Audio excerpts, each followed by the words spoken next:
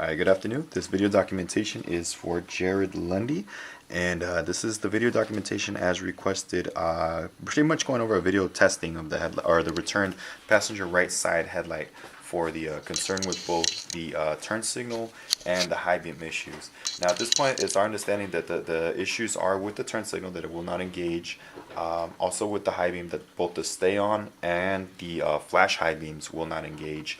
And then there's an error message for both the high beam and low beam, but the low beam physically works. So we're going to kind of address mostly the high beam and the turn signal stuff right here, being as that we can't recreate the the error message on the others. But we will be double checking all the functions of this and really just running through the whole thing to really address everything and figure out where the point of the concern is. So that being said, we're going to go ahead and open up the package. As you can see, everything's still sealed just the way you sent it to us.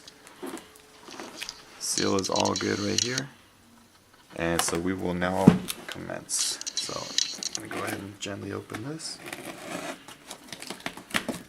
Okay, flip it around to this side to do so here as well, and just gently pry this up. Tap it on the middle. Alright, I'll just start removing the packaging here. Copy of the RMA as well, as you can see. So Lundy, put this off to the side.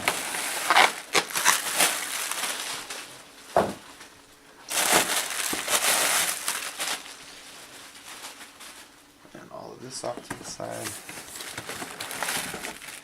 And here goes the passenger right side headlight that you've returned to us, and pretty much the same condition you sent it to us. So we're going to go ahead and take this a bit over here. We have a 12-volt power supply specifically for testing. We're going to go ahead and get this test underway and move forward to figure out what's going on with this light.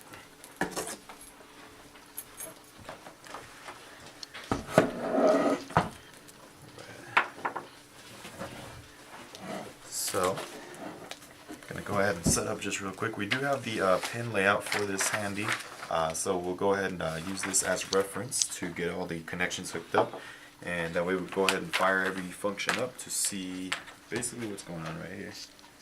So let's see.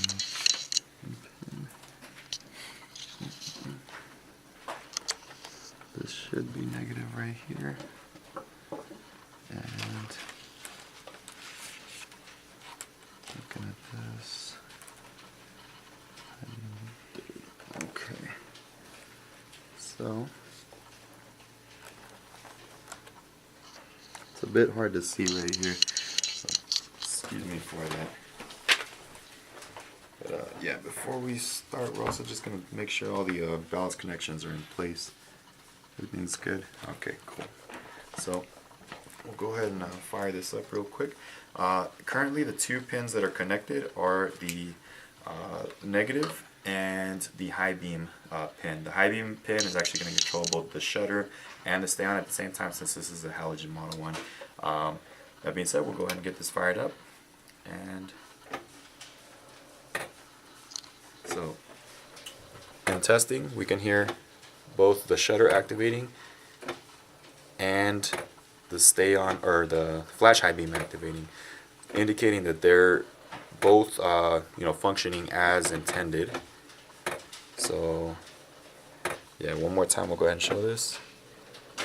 Not sure if the video sound is coming through, but you can hear the shutter right there, and you can also see the flash high beam, the halogen side. So that being said, we're going to go ahead and power this down just real quick, and we're going to switch our attention now to the turn signal pin, which is actually going to be the top one up here.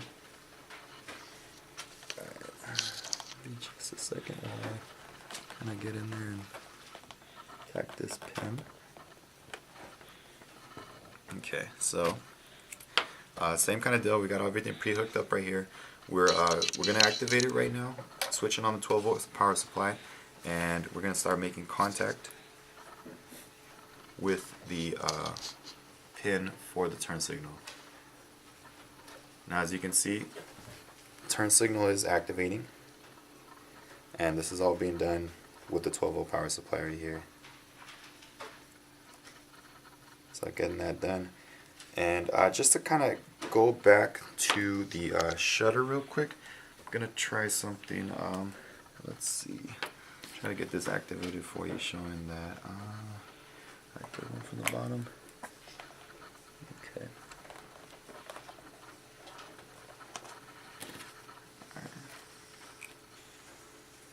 Alright. So there we go. Alright, low beam might have a reverse polarity right here, so we'll check that out. But let's see. Okay.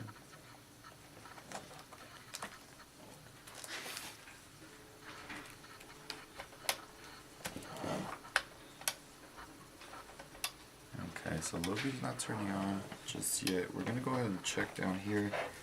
Make sure everything's good.